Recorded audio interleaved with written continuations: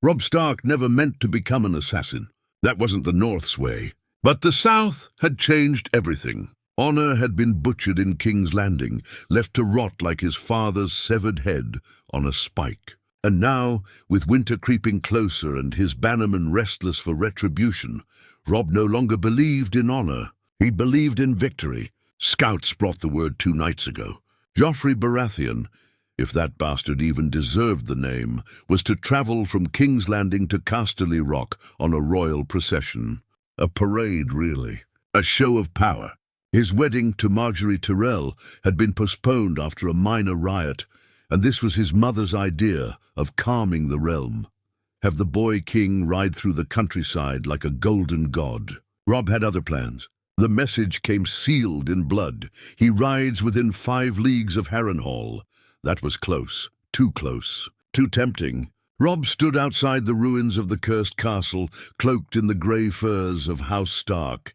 His dire wolf Grey Wind growled beside him, sensing something in the wind. Maybe it was the stench of Lannister arrogance drifting closer. Or maybe it was Robb's own rage, now cold and sharpened to steel. "Your Grace," said Lord Karstark, approaching from behind.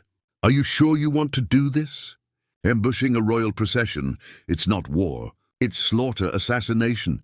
Robb didn't turn around. His eyes were fixed on the tree line, watching the crows fly low. "He had my father's head put on a spike. He stripped Sansa of her dignity. He sent men to burn the Riverlands. You call it assassination. I call it justice." Karstark hesitated. He had his own reasons to hate the Lannisters. His sons were butchered under Jaime's orders, but even he could feel the weight of what was about to happen. "We won't just be killing Joffrey," Karstark muttered. "We'll be killing the idea of peace." "There was never peace," Robb said. "Only silence. And I'm done being quiet." By nightfall, the plan was laid. Robb's forces would wait at the edge of the forest, near the bridge that spanned the Blackwater tributary. The royal procession, according to the scouts, would be no more than 40 men strong. Gold cloaks, some knights, a few Tyrell banners. The boy king rode with his new bride-to-be and his mother, Queen Cersei. All of them vulnerable, and Robb didn't hesitate. The North remembered. When the procession arrived at dawn, the air was quiet, too quiet. The birds were gone, the horses were restless. Sir Meryn Trant rode at the front, his hand on his sword, eyes squinting into the mist. Behind him, Joffrey grinned like a child on his name day. Dressed in gold and red, a crown of rubies resting over his blonde curls, he played with a crossbow in his lap, aiming it lazily at trees, birds, and once at a passing servant. Margaery Tyrell rode beside him, silent and beautiful, her eyes sharp and wary. She knew something felt wrong. Her fingers clutched the reins tighter as they neared the old bridge. Then came the whistle, then the fire. Arrows flew from the trees like a swarm of hornets. Men fell screaming. Horses reared. Carts overturned. Blood painted the stone of the bridge. Robb Stark charged out of the forest with Grey Wind beside him, his sword drawn, his bannermen screaming the words of the North. "Winter is coming!" Joffrey screamed, not a war cry but a child's wail of terror. He dropped the crossbow and reached for his mother. "Mother, help me!" Cersei tried to grab him, but the chaos swept them apart. Gold cloaks scrambled to defend him, but they were overwhelmed. They weren't ready. They didn't expect war in the heart of the Crownlands. Robb rode through the confusion like a storm. His blade met steel, flesh, bone. Karstark was beside him, cutting down knights as if they were wheat. And behind them came the Northern Fury. Grey Wind lunged at a knight, trying to shield Joffrey, tearing him down with a savage bite. Robb's horse trampled another man, his sword cleaving a third. And then he saw him, Joffrey, curled under a wagon, sobbing, his golden crown lost in the mud. Robb dismounted. The boy king looked up, eyes wild with fear, dirt and blood on his face. "You," Joffrey spat, trembling. "You can't do this." "I'm the king. Robb didn't speak. He raised his sword, and the forest held its breath. The sword did not fall. Not yet. Robb Stark stood still, his blade hanging above Joffrey's cowering form. His chest heaved, blood dripping down the edge of his Valyrian steel, breath thick with rage. Grey Wind snarled beside him. the direwolf's yellow eyes fixed on the trembling boy who had called himself king. Around them, the sounds of battle had faded. The royal procession was in ruins, bodies strewn like broken dolls, wagons smashed, horses fled. Smoke curled from a burning cart, its flames crackling in the dawn air. Only the cries of the wounded and the moans of dying men remained. The North had struck hard, and it had won, but still Robb hesitated. Joffrey whimpered under the wagon, crawling backward in the mud, his silk robes soaked in filth. His once proud crown lay forgotten somewhere in the bloodied grass. "I command you to stand down," the boy shrieked. "I am your king." Robb lowered his sword just a little, not from mercy, but from fury. "You are no king," he said coldly. "You're a butcher's son in a golden chair. You gave the order. You smiled as they cut off my father's head. You beat my sister. You torched the riverlands." He stepped closer. "You laughed while the world burned." Joffrey shook his head rapidly, mucus and tears running down his face. It wasn't me. It was Cersei, the council. Tywin. I just did what they told me. I didn't want to. Robb's eyes narrowed. Cowardice, that's all this was. Not a lion, just a boy with a crown, too weak to even take responsibility for the terror he caused. Behind Robb, footsteps approached. It was Lord Karstark, his armor dented, blade wet with red. He looked at Joffrey like a man looks at something stuck to his boot. "Your Grace," Karstark said quietly, "end him, do it now. Before his hounds come sniffing." Robb's grip tightened. His mind raced. Killing Joffrey here, on the road, with no trial, no audience, would start a fire he could never contain. Tywin Lannister would unleash hell. King's Landing would bleed. And the Tyrells, no one could predict their move. Margaery sat a few yards away, bloodied but untouched, held at blade point by one of Robb's men. Her expression was unreadable, part horror, part admiration. This wasn't just war. It was history. "You think killing a boy will make things right?" A voice spat from behind. It was Cersei. Her dress was torn, her hair a tangled mess, her face bruised from falling off her horse. But her eyes, those eyes burned like wildfire. She was held by two of Robb's men, but still her fury was unbroken. "You northern filth! You think you're a hero?" she hissed. "You think this makes you a king? You're nothing. You're just like your father, so obsessed with honor it'll get you killed." Robb turned to face her. For the first time, there was no mask of royalty, no regal poise. Just a mother who had lost control. "I'm not my father," Robb said. "That's why you're still breathing." Cersei laughed, bitter and venomous. "You'll die for this, boy. You and your wolf. You've drawn first blood, and now the lions will feast." "Your lions are scattered," Karstark muttered. "Their cub lies in the mud." Still, Robb didn't raise his sword again. Something in him warred between vengeance and strategy. Then came a different voice, Margaery's. "Spare him!" Robb turned sharply. The young Tyrell stood tall despite the chaos. Her guards had loosened their grip, wary of the shift in power. She stepped closer, past the bodies, her gown dragging through blood. "Kill Joffrey and you become what they claim you are," she said, her voice calm and sure. "A rebel, a murderer of kings. But take him prisoner, that's power, that's leverage. You won't just win a battle, you'll win the realm," Karstark grunted. "Or we die dragging this spoiled pig back north." Robb looked at Joffrey again, still groveling in the dirt, barely able to meet his gaze. Power was a strange thing. Once it had all sat in this boy's hands, but now he was just a trembling body in the mud. "Bind him," Robb ordered finally. "Gag him, and keep him alive." His men hesitated for a moment, surprised. "You sure?" Karstark asked, barely hiding his disappointment. "I am. The North doesn't need another king-killer. It needs a future." As they dragged Joffrey to his feet, kicking and spitting like a cornered animal, Robb walked to Grey Wind and placed a hand on the wolf's head. The direwolf was still growling low, but he obeyed.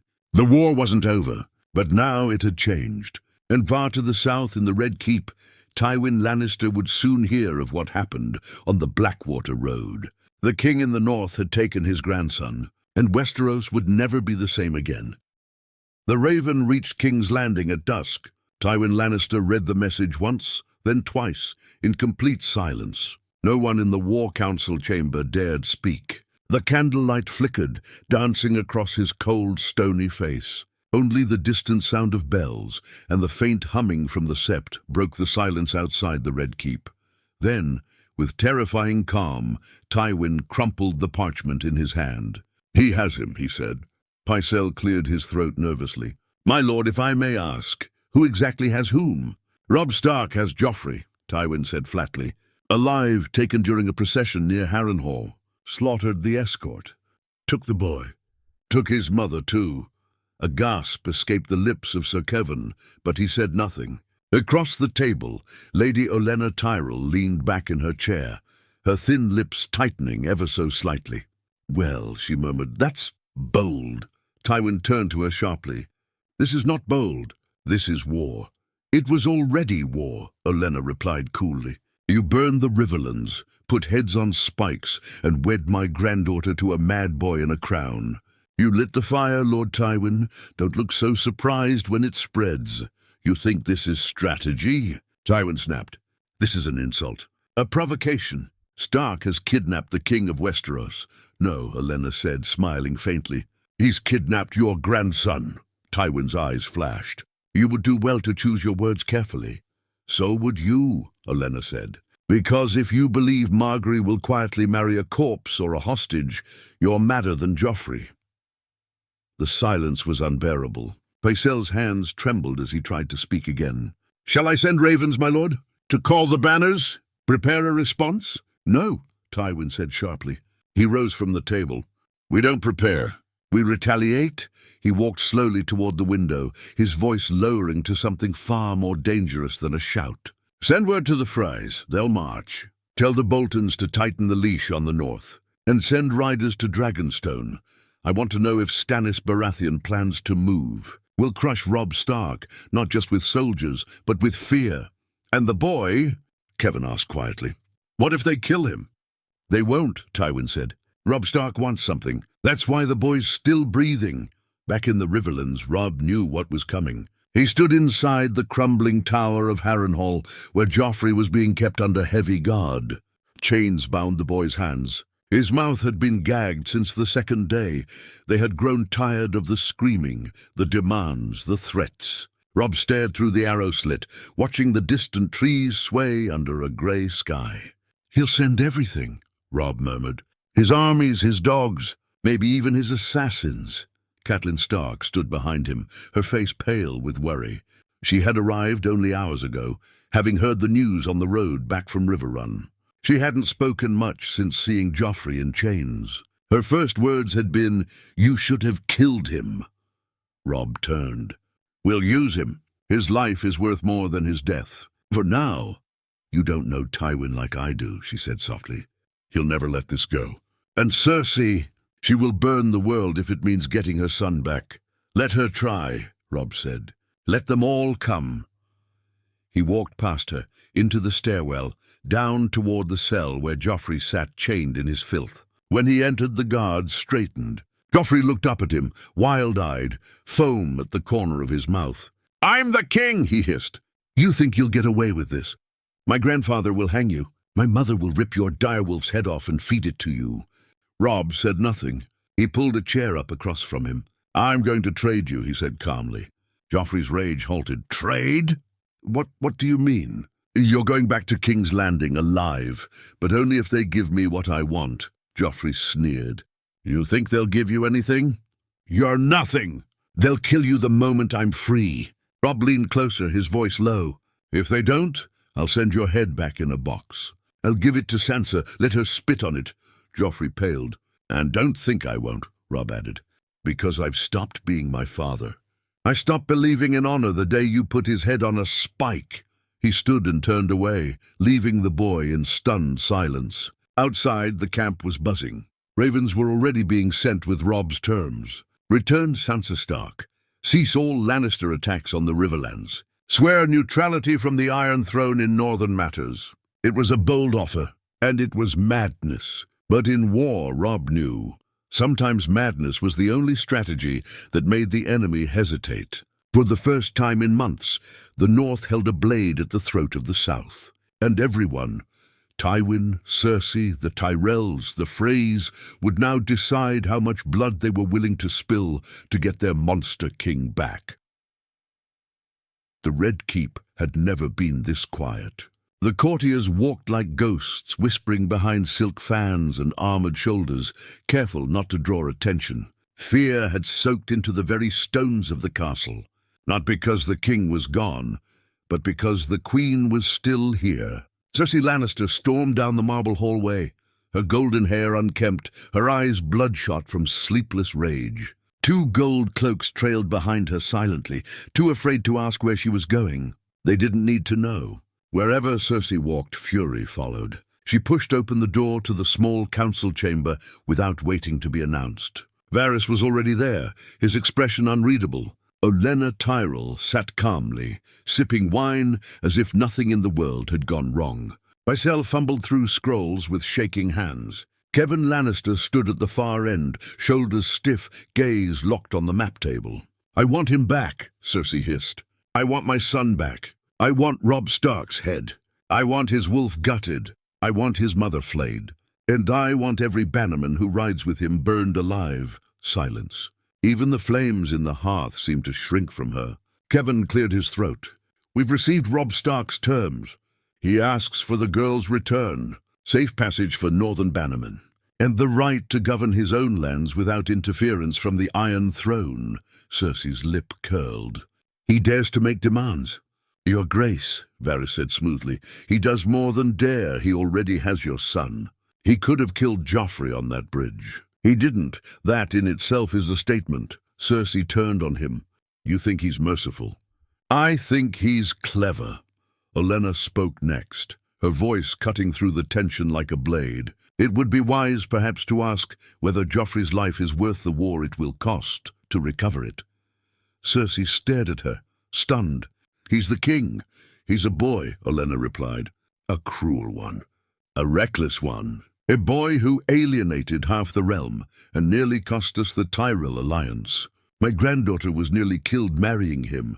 Cersei stepped forward, furious. "Say one more word and I'll—" "Enough," Kevan said, his voice sharp for the first time. "This is not the time for threats. The Starks have gained an advantage, yes, but we still have strength. Tywin's plan is already in motion." "What plan?" Cersei snapped. "You think you can outplay the North now?" Kevan turned to her.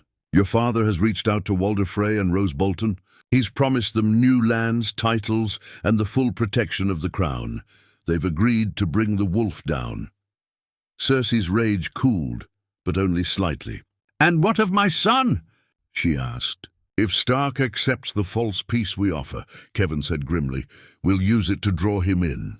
And then we cut him down. Not on the field, but at a wedding, at a feast, somewhere he'll never see it coming."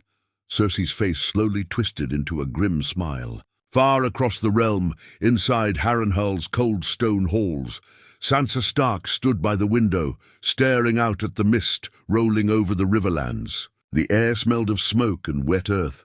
Freedom still felt strange. She was thinner than before, paler, but her eyes were sharper now. Her hand rested on the windowsill, but her other clutched the letter Robb had given her, his terms, his promise, his words written in the Stark way, plain and full of purpose. "You'll be home soon," he'd said. "This I swear." Behind her, Lady Brienne waited silently, towering in her armor, a sword on her back. Robb had sent her to protect Sansa until the trade was done. Not many trusted her loyalty. Brienne had once sworn herself to Renly Baratheon, then Catelyn Stark, but she followed honor like a shadow, and that was rare in these days. "I don't know what home is anymore," Sansa whispered. Brienne didn't answer. She rarely spoke unless it mattered. "I used to dream of escaping," Sansa continued. "Now I wonder if I'll just be walking into another trap, a prettier one, with banners and familiar voices, but still a cage." Brienne stepped forward, voice low and careful. "Your brother means well, but war changes people, just like it changed you." Sansa turned away from the window. "He's different, colder, stronger maybe, but harder too." Brienne nodded. "You don't win against lions by being soft." Sansa looked down at her hands. Once they were made for sowing. Now they were made for surviving. "I'm tired of being used," she said finally. "I want to matter. I want to make choices." "You will," Brienne said, "but you'll need to be ready." The game doesn't forgive slow players. Outside Harrenhal, Robb stood with his captains, staring at the map. The trap was set. Tywin would come. The Freys and Boltons were moving, and soon a raven would return with either a yes or a no. But Robb knew something deeper. Even if they agreed to the trade, the war wouldn't end. The lions were still hungry, and wolves could not afford to sleep. The sun never truly rose the morning Sansa Stark left Harrenhal. The sky was a dull grey canvas, the kind that promised rain but gave nothing, the kind that made the world feel half dead. She rode at the front of the company Robb had sent. 50 men, no banners, no trumpets, no sign of northern pride, just steel and silence. Beside her rode Brienne, silent and watchful, a living wall of honor. Behind them, a cart creaked slowly under a covered cage. Joffrey Baratheon, bound and gagged, still twitching with impotent rage. He had not stopped, cursing since the hour he'd been told he was being traded for a northern girl. Sansa hadn't looked at him once. The ride was long, slow, and tense. Robb's orders were clear: meet the Lannister host near the Trident on neutral ground, under a white banner. There would be no tricks, no bloodshed, unless the other side broke the terms first. But Robb also knew better than to trust honor in a world ruled by liars and lions. He was already preparing for betrayal. Back at Harrenhal, Robb stood with Lord Karstark and a handful of scouts near the gates, every moment dragged like chains over stone. He hadn't slept in 2 nights. The terms had been accepted. The raven had come with Cersei's seal and 2 short lines. "We will honor the exchange, Sansa for the king." But there were no guarantees. Karstark spat on the ground. "I don't like it." "You should have killed him when you had the chance." "And become what they say I am?" Robb asked, eyes on the horizon. "You are what they say. They just haven't seen it yet," Karstark muttered. "And you'll regret mercy. The boy's not just a hostage. He's a cancer." Robb didn't answer. His fingers grazed the hilt of his sword. He knew what Karstark was saying. He knew it felt true. But strategy and pride were different things. If he lost Sansa to a trick, he'd never forgive himself. And if he murdered Joffrey in cold blood now, he might win vengeance, but he'd lose the North's last piece of moral ground. He couldn't afford to become Tywin Lannister in a wolf's cloak. Still, doubt gnawed at his bones. The exchange took place at midday. By the time Sansa arrived, flanked by northern men and Brienne, the Lannister host was already waiting across the river. Over 100 men, all armored in red and gold, led by Sir Adam Marbrand. Cersei herself had not come. Neither had Tywin. But their eyes were everywhere. Sansa was the first to step down from her horse. Robb hadn't told her she'd have to walk alone to the center of the riverbank under the pale banner of truce. He hadn't needed to. She understood the theater of it, the sacrifice, the message. She walked slowly, head high, the wind catching her cloak. From the opposite side, a man dismounted and pulled Joffrey from the cart. The boy stumbled, still gagged, his wrists bound in iron. His pride had long since rotted. He was trembling now, not with cold, but with the realization that no one had rescued him sooner. They met in the center, Sansa and Joffrey, the past and the present. She looked into his eyes, those same cruel eyes that had laughed at her pain, had watched her father die, had humiliated her at court. He looked back at her with hatred and fear, spitting into his gag. Sansa didn't speak. She didn't need to. She turned away. Robb gave the signal.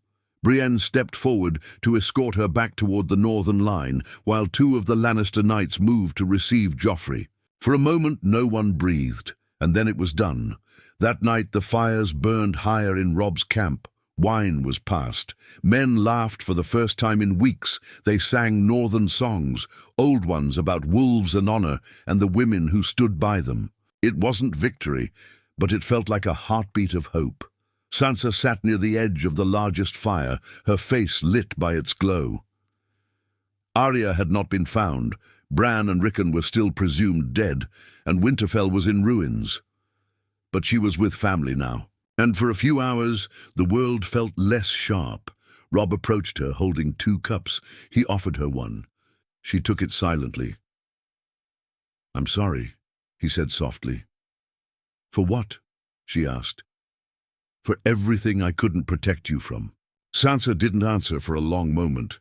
Then she said, "You couldn't, and now I can't be who I was before. I don't want to be." Robb studied her face. There was no trace of the girl who once dreamed of golden princes. Only steel remained. Quiet steel, but steel nonetheless. "You're strong," he said. "I had to be," she replied. Behind them, Karstark watched with narrowed eyes. He drank, but not for celebration. His sons were still dead, his rage still fresh. And now the boy king lived. He turned to one of his men and whispered, "He should have killed him."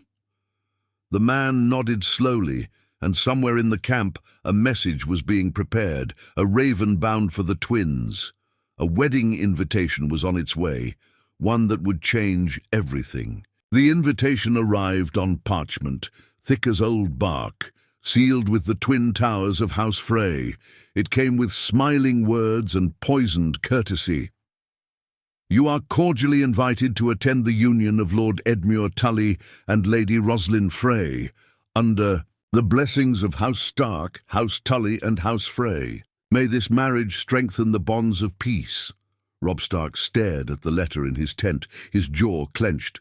It felt like walking into a trap wrapped in silk. But he had no choice. He had already spurned one Frey bride, a decision made with his heart, not his crown. Talisa still slept beside him most nights, her presence warm, her eyes kind, but every time she smiled, a corner of his war unraveled.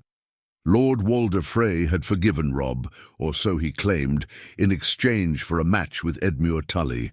On paper, it was peace. In truth, it felt like penance. "You shouldn't go," Catelyn said, her voice low.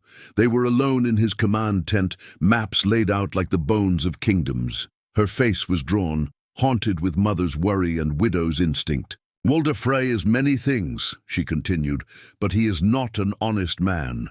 He holds grudges the way Lannisters hold debts." Robb rubbed his eyes. "If I refuse, I dishonor the pact.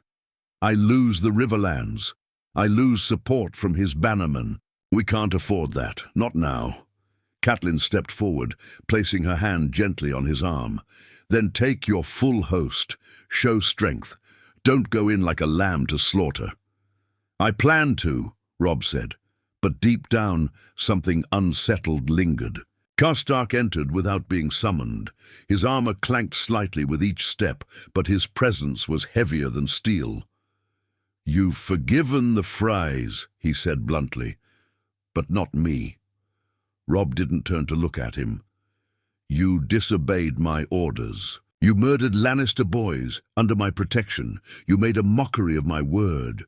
And Joffrey, the butcher, he lives," Karstark spat. "You trade our blood for his. You think the gods are watching, boy?" Robb faced him now, eyes cold. "Watch your tongue." Karstark smiled grimly. "You lost your way the moment you spared the lion cub. Your crown's dipped in southern wine. You think they'll ever kneel to a wolf again? They'll smile at your wedding and slit your throat while the music plays." Robb stepped forward. "If you think I'm afraid to do what's necessary, say it plainly." Karstark leaned in, eyes locked on his king. "I think you're not afraid. I think you're tired. And tired men die easy." He turned and left without another word. 2 days later, the Stark host rode for the twins. Banners flapped under a grey sky. Wolves, trout, flayed men, all symbols of loyalty, of promises made and barely kept. The men rode with quiet unease. Everyone had heard the stories of Lord Walder Frey. Too many sons, too many daughters, a sharp tongue and a longer memory. But the food was warm when they arrived. The halls were lit. Music played. Walder Frey greeted them from his high table with his arms wide and a grin too wide for his thin lips. "King Robb Stark," he said with mocking pride, "the young wolf returns to my gates. You look taller. Must be the crown." Robb bowed his head politely. "I come to honor the alliance between our houses." "And break bread," Walder said. "You'll find my daughters still ugly, but the wine's decent." Laughter followed, too loud, too forced. Talisa stood behind Robb, uneasy. Her hand instinctively drifted to her stomach. She had not told him yet. Not about the baby, not in this place, not under these walls. That night, the feast began. Edmure Tully met Roslyn Frey, and to everyone's surprise, she was beautiful, shy but kind. The wedding was not the trap, not the blade. It would come later. The halls swelled with song and drink. Robb tried to smile for his uncle. Catelyn drank little and watched everything, every door, every servant, every shadow. Karstark was nowhere to be seen. He had vanished the night before, slipping from camp. Some said he rode north to raise his own banner. Others whispered worse. Outside, the gates were locked. Quietly. Inside, crossbows were being loaded, and the drums began to beat. Not the fast rhythm of joy, but slow, heavy, like the march of death. The drums beat low and slow, doom, doom, doom, a rhythm too heavy for celebration, a sound that crawled under the skin. Catelyn Stark sat at the high table beside Lord Walder Frey, her eyes never leaving the room. Her instincts screamed louder than the music. Something was wrong, terribly wrong. Robb stood near the center of the hall, laughing softly, as Edmure danced awkwardly with his new bride. Talisa sat to the side, her hands folded neatly, her eyes on her husband, eyes that held a secret, a life she hadn't yet shared. The feast had gone on too long. The wine flowed too freely. The music was wrong. And then came the doors. They closed, one after another, a soft, hollow echo. Servants vanished. Guards she didn't recognize replaced the usual Frey men. Catelyn turned to Lord Walder. "You've been most gracious," she said carefully, watching his expression. "My son will remember your loyalty." Walder didn't look at her. He chewed slowly on a piece of meat, wiped his mouth, and then leaned slightly to the side. "Your Grace," he said, as if testing the title on his tongue, "I've always been a man of my word." Catelyn's hand dropped under the table. Her fingers searched for the knife on her belt. Then she saw it. A Frey man by the door, pulling back his sleeve to reveal chainmail. Another near the musicians, adjusting something under the harp. A glint of metal in the candlelight. Her blood turned to ice. She stood up. "Robb!" It happened all at once. The music stopped. The crossbows twanged. The first bolt slammed into Talisa. She looked down, stunned, at the wooden shaft in her stomach. Blood bloomed across her gown. Another bolt struck her chest. Then a third. She crumpled from her chair, hands instinctively clutching her belly. "No!" Robb screamed, rushing to her. Another bolt hit him in the shoulder, then one in the leg. He dropped to his knees beside her, blood pouring from his wounds, too shocked to cry, too stunned to move. Men in Frey colors surged into the hall with blades drawn. The Stark guards were caught between wine and betrayal. Some reached for swords. Most were cut down before they could rise. Catelyn lunged across the table, grabbing Walder Frey's young wife by the hair, pressing her knife to the girl's throat. "Enough!" she screamed. "Stop it! Stop!" The room was chaos, screaming, dying, choking on wine and steel. Walder Frey remained seated, calm as stone. "Let her go!" Catelyn cried.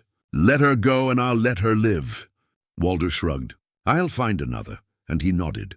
A Frey man stepped behind Robb and drove a long dagger into his heart. Robb gasped, blood foaming in his mouth. He turned his head slowly toward his mother. "Mother?" he whispered. Then he fell. Talisa's blood pooled beside him, already cold. Catelyn's scream tore through the hall like thunder.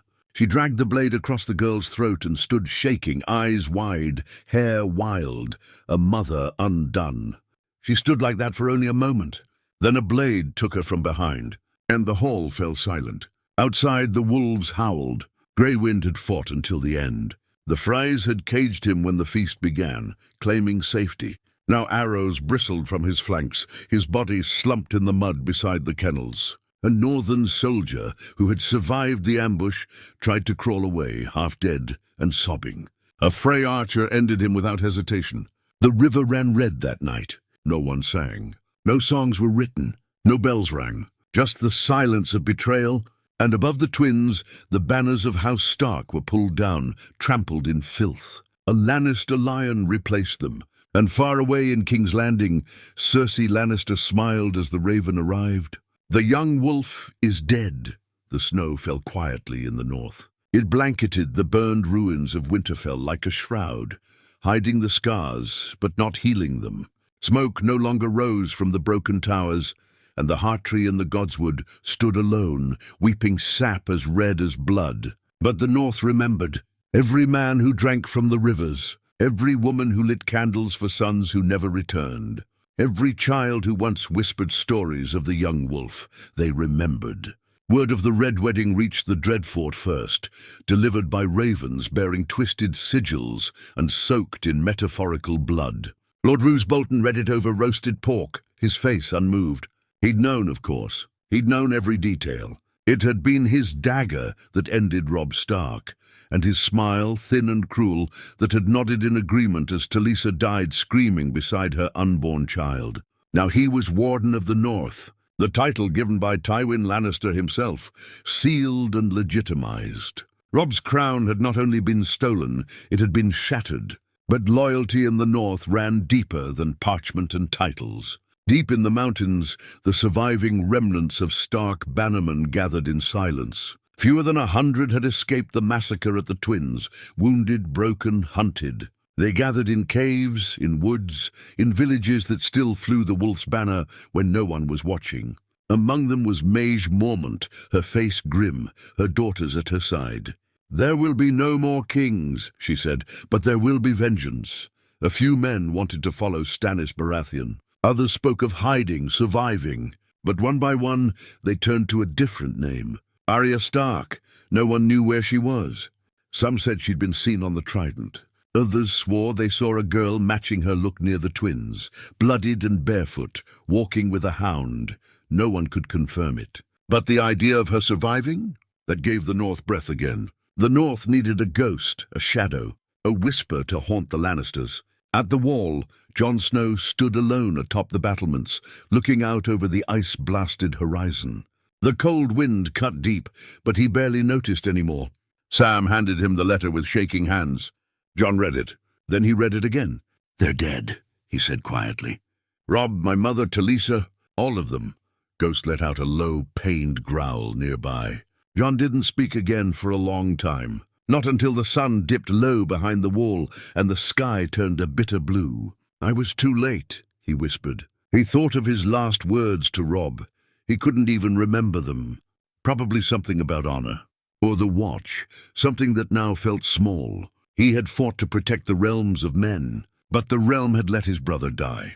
Not in battle, but in betrayal. That night Jon didn't sleep, and when he woke, his heart was harder than before. He had no claim to Winterfell, no right to call himself Stark, but he swore silently, before the gods, old and new, that he would burn the name Lannister from the face of the earth if it took his last breath. In King's Landing, Joffrey Baratheon sat once more on the Iron Throne.